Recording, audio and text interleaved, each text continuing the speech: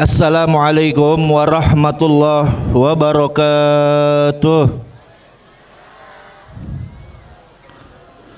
Bismillah walhamdulillah wassalatu wassalamu ala rasulillah Sayyidina Muhammad ibn Abdullah wa ala alihi wa sahbihi wa mawala la hawla wa la quwwata illa billah. Allahumma salli wa sallim wa barik ala Sayyidina Muhammad salatan taghfiru bihal dhunub wa tuslihu bihal qulub wa tantaliqu bihal usub wa talinu bihal su'ub wa ala alihi wa sahbihi wa man ilahi mansub. Amma ba'du, hadratul mukarram wal muhtaram, kepada para alim ulama, para habaib, para asatid, para kiai yang cukup banyak hadir di tengah-tengah kita. Kita doakan agar para kiai kita, para habaib kita selalu mendapatkan limpahan rahmat dan hidayah dari Allah Subhanahu wa taala, dimenangkan segala perjuangannya, amin ya rabbal alamin. Begitu juga salam penghormatan khusus kami sampaikan segenap kaum muslimin wal muslimat, mukminin wal mukminat yang hadir di tempat ini. Mudah-mudahan insyaallah kita minta kepada Allah Subhanahu wa taala, mudah-mudahan insyaallah perkumpulan kita menjadi penyebab turunnya rahmat dan barokah dari Allah Subhanahu wa taala. Amin ya rabbal alamin. Pada kesempatan sore hari ini saya bersyukur kepada Allah bisa hadir di tempat ini, bersilaturahmi, menguatkan ukhuwah Islamiyah kita, menguatkan tali persaudaraan kita. Mudah-mudahan insya Allah wabil khusus di daerah Madura ini, Madura bisa menjadi lokomotif perjuangan pembelaan syariat Nabi Muhammad SAW. Amin ya rabbal alamin. Bapak-bapak, ibu-ibu rahimakumullah, sudah banyak tadi yang telah disampaikan oleh para guru-guru kita, para habaib kita. Saya hanya menambahkan sedikit dari guru-guru kita, bagaimana kita sekarang ini kita berada di dalam tantangan fitnah akhir zaman. Fitnah akhir zaman yang begitu luar biasa, yang dimana sekarang kita berada di dalam fitnah akhir zaman, ibadallah. Yang dimana Nabi SAW mengatakan dalam satu hadisnya, Pak Bu. Apa kata Nabi SAW? Nabi mengatakan, sayati ala nas sanawatun khida'at. Akan datang nanti di tengah-tengah kalian, akan datang nanti yaitu di tengah-tengah kalian tahun-tahun penuh kebohongan. Tahun-tahun penuh kebohongan. Lalu sahabat bertanya, wa masana'ul khiddat ya Rasulullah, apa sih tahun-tahun penuh kebohongan itu? Maka Nabi SAW menjawab, tahun-tahun penuh kebohongan, yukadzabu fihas shadiq wa yusaddaqu fihal kadzib wa yu'tamanu fihal kha'in wa yukhawwinu fihal amin. Nabi mengatakan, Pak Bu, nanti kalian akan melihat tahun-tahun penuh kebohongan.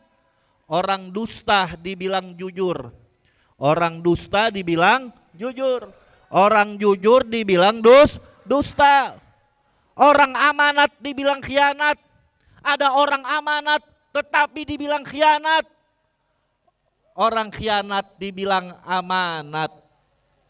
Dan gak sampai di situ, Pak Bu, Nabi mengatakan, wayantiku fihar ruwaibido, nanti di tahun tersebut akan banyak orang-orang ruwaibido yang banyak berbicara. Hati-hati dengan kaum ruwaibido, kata Nabi. Sahabat bertanya, wa mar ruwaibido ya Rasulullah, apa sih kaum ruwaibido itu ya Rasulullah? Maka Nabi mengatakan, kaum ruwaibido, siapa itu kaum ruwaibido? Ar-raju tafi fi amril ammah, Kaum Raibidah, orang yang gak punya ilmu, orang bodoh, orang munafik. Tetapi mereka sok mau memimpin umat. Mereka gak punya ilmu, mereka gak ngerti apa-apa. Tapi mereka banyak berbicara masalah agama. Akhirnya agama diputar balikan dengan hawa nafsu. Saya mau tanya sama orang Madura, percaya gak dengan sabda Nabi? Percaya gak dengan hadis Nabi? Percaya gak apa yang Nabi katakan pasti terjadi? Dan ini sekarang sudah menjadi kenyataan. Karena kenapa? Perlu Anda catat Pak Bu, ini bukan ramalan Nabi karena Nabi bukan tukang ramal. Ini bukan tebak-tebakan Nabi karena Nabi bukan penebak. Tetapi tidaklah Nabi berbicara melainkan apa yang keluar dari lisan Nabi. Wa ma yantiqu anil hawa in huwa illa wahyu yuha. Dan tidaklah Nabi Muhammad berbicara dengan hawa nafsunya, melainkan apa yang Nabi katakan wahyu yang diwahyukan oleh Allah Subhanahu wa ta'ala. Yuk kita lihat fenomena sekarang. Yang pertama, Nabi mengatakan nanti tahun penuh kebohongan, orang jujur dibilang dusta, orang dusta dibilang jujur. Sudah terjadi atau belum? Sudah terjadi atau belum? Orang jujur didustakan. Tetapi orang dusta, orang banyak bohongnya diberikan amanat. Yang kedua, orang amanat dibilang khianat dan orang khianat dibilang amanat. Sudah terjadi atau belum? Sudah ibarat. Sudah terjadi. Orang nggak punya, orang khianat dibilang amanat, tetapi orang amanat dibilang khianat. Inna lillahi wa inna ilaihi raji'un. Kita lihat. Lalu yang ketiga, Nabi katakan, hati-hati dengan sekelompok kaum yang mereka nggak punya ilmu, yang mereka tidak punya pengetahuan. Akhirnya mereka membuat pernyataan-pernyataan yang bisa mendangkalkan akidah umat. Ini sekarang kita lihat luar biasa. Ada ulama istiqomah. Ada ulama istiqomah yang mengatakan yang hak. Ada ulama yang istiqomah berbicara yang hak. Tetapi ulama tersebut kita lihat diperlakukan dengan tidak adil. Imam besar kita Habib Rizik, sekarang kita lihat masih di dalam penjara. Mudah-mudahan insya Allah Allah Subhanahu wa ta'ala kumpulkan kita bersama beliau. Kira-kira saya mau tanya sama orang Madura, Habib Rizik pantas atau tidak di penjara?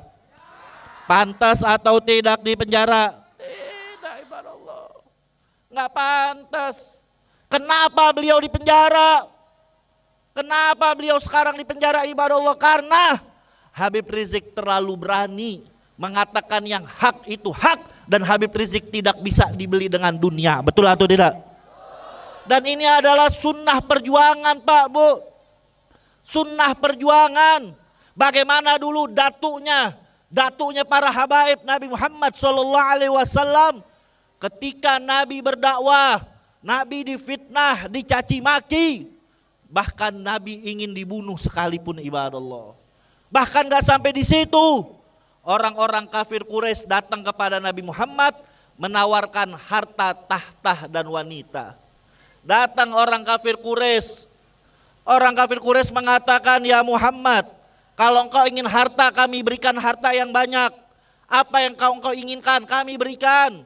Cuman kami minta satu, agar engkau tidak berdakwah lagi. Stop dakwah Islam. Lalu apa jawaban Nabi Muhammad SAW? Nabi mengatakan, wallahi law wada'u samsa 'alal yamini wal qamara 'alal yasiri an ala atul hadzal amar wallahi ma fa'altu. Nabi katakan Pak Bu, jangankan harta, jangankan wanita, jangankan tahta yang kau berikan kepadaku. Andai kata engkau meletakkan matahari di tangan kananku, engkau meletakkan bulan di tangan kiriku, agar aku meninggalkan dakwah, supaya aku tidak berdakwah lagi, tidak pernah aku lakukan sampai Allah memenangkan aku atau aku terbunuh di jalan Allah Subhanahu wa ta'ala. Takbir. Itu Nabi Muhammad. Makanya kita malu ngaku umat Nabi Muhammad, tapi kita tidak kuat dengan cobaan. Atau yang lebih parah lagi, kita ditaklukkan sama dunia. Maaf, zaman sekarang orang ada mereka dicaci maki kuat, difitnah kuat, diancam kuat, tapi kena rayuan duit, kena rayuan yaitu pejabat, kena rayuan pangkat, yang tadinya tegas menjadi kayak kerupuk disiram air. Banyak gak kayak begitu? Banyak gak kayak begitu? Banyak. Atau sebaliknya, ketika mereka dirayu dengan dunia mereka kuat, dirayu sama harta mereka kuat, tetapi ketika mengalami cobaan, ketika mendapatkan fitnah, ketika mendapatkan ujian, mereka tidak kuat ibadallah. Mereka gak kuat. Maka dari itu di zaman yang akhir fitnah ini, Allah Subhanahu wa taala Pak Bu mengingatkan kepada kita agar kita harus menjaga iman. Kita kuatkan iman kita. Kita amalkan syariat Nabi Muhammad dan kita kuatkan persatuan umat Islam. Insya ada 3 amanat dari Allah. Ada 3 yang saya ingin sampaikan karena sudah sore. Allah Subhanahu wa taala memberikan amanat kepada kita Pak Bu. Ya ayyuhalladzina amanu taqullaha haqqa tuqatih wa la tamutunna illa wa antum muslimun. Wahai orang-orang yang beriman, wahai orang-orang yang beriman, bertakwalah kalian kepada Allah. Bertakwalah kalian kepada Allah dan janganlah kalian mati kecuali mati dalam keadaan Islam. Mati dalam keadaan beriman. Ini wasiat iman ibadallah. Tanamkan Pak Bu di dalam hati kita rasa takut kepada Allah. Rasa kita takut kepada Allah. Tanamkan kepada anak kita, kepada keluarga kita. Kita ikat dengan iman kepada Allah Subhanahu wa taala. Karena zaman sekarang orang kalau nggak ada iman luar biasa. Mereka hanya takut kepada manusia, mereka takut kehilangan jabatan, mereka takut kehilangan pangkat, mereka takut kehilangan dunia. Akhirnya mereka berani melawan Allah Subhanahu wa taala. Yang halal dibilang haram, yang haram dibilang halal. Hati-hati. Ini mesti diikat dengan iman. Ilmu harus diikat dengan iman. Harta harus diikat dengan iman. Jabatan harus diikat dengan iman. Kalau ilmu tidak diikat dengan iman, ilmunya digunakan hanya untuk bela kepentingan, bukan bela kebenaran. Ilmunya dibela hanya untuk yaitu kepentingan, tapi untuk mengatakan yang hak penakut. Betul atau tidak? Banyak orang pinter Pak Bu. Orang pinter banyak, tapi sedikit jadi orang benar. Pinter banyak. Luar biasa, orangnya banyak yaitu ilmunya, tapi sayang ilmunya digunakan bukan untuk bela kebenaran tapi bela kepentingan. Berapa banyak sekarang ketika Nabi Muhammad dihina, ketika Nabi Muhammad dilecehkan, mereka tidak ada suaranya, betul atau tidak? Tapi manakala ada ormasnya dihina, ada pribadinya dihina, ada saudaranya dilecehkan, mereka langsung keras ibadallah. Tapi ketika Islam dihina, ketika Nabi dihina, mereka nggak punya kecemburuan ibadallah. Hati-hati. Inilah yang dikatakan ilmunya digunakan hanya untuk bela kepentingan, bukan untuk bela kebenaran ibadallah. Begitu juga orang punya jabatan, tapi jabatannya tidak diikat dengan iman. Jabatannya tersebut disalahgunakan. Hukum digunakan hanya tumpul ke atas, tajam ke bawah. Luar biasa. Sekarang saya mau tanya di sini, kira-kira apa yang Nabi sabdakan sudah terjadi atau belum? Sudah terjadi atau belum? Sudah terjadi. Karena kenapa? Sekarang kita krisis iman.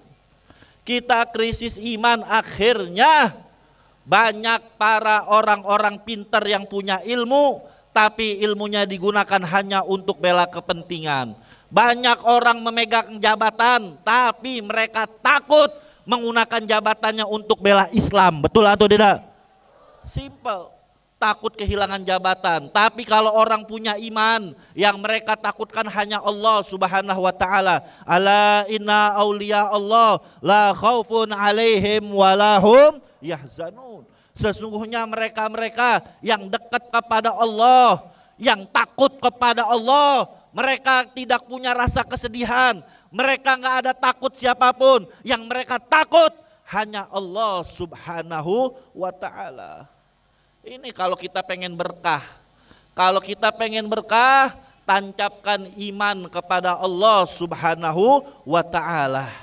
Kira-kira orang Madura, saya mau tanya di sini, orang Madura siap nggak dukung ulama yang istiqomah? Siap nggak berjuang bersama ulama yang istiqomah? Kalau seandainya difitnah, maju terus atau mundur? Kalau diancam, maju terus atau mundur? Kalau diintimidasi, maju terus atau mundur? Takbir. Kita tancapkan ibadah Allah. Yang kita cari bukan dunia, yang kita cari adalah ridho Allah. Walal akhiratu khairul laka minal ula. Dan sesungguhnya nanti akhirat lebih baik daripada dunia, ibadah Allah. Seenak-enaknya kita di dunia Pak Bu, tapi kita jauh dari Allah. Kenikmatan tersebut hanya sebatas di dunia.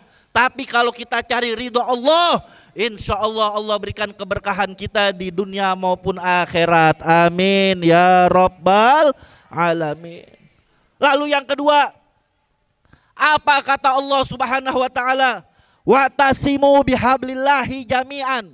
Berpeganglah kepada tali Allah, berpeganglah kepada agama Allah, berpeganglah kepada syariat Allah. Ini yang kita menjadikan acuan. Kita berpegang kepada syariat Allah. Yang kita pegang adalah Al-Quranul Karim dan sunnah Nabi Muhammad Sallallahu alaihi wasallam. Makanya imam besar kita Pak Bu, Habib Rizik sering mengatakan ayat suci di atas ayat konstitusi. Artinya apa? Ayat suci nggak bisa ditawar, betul atau tidak? Manakala kalau ada hukum-hukum yang bertentangan dengan Al-Quran, kita wajib tunduk atau kita tidak wajib tunduk? Kita nggak wajib tunduk. Manakala ada kebijakan yang bertentangan dengan Al-Quran, maka harus kita luruskan, betul atau tidak? Karena ayat suci di atas ayat konstitusi. Itu pesan Allah, wa'tasimu bihablillahi jami'an ibadallah. Itu pesan Allah. Tetapi manakala sekarang kita lihat berbagai macam kemunkaran, berbagai macam yaitu kebijakan yang katanya sok Pancasila, yang katanya mengikuti Pancasila, tapi merekalah yang menjauhi, merekalah yang menyelewengkan Pancasila, betul atau tidak?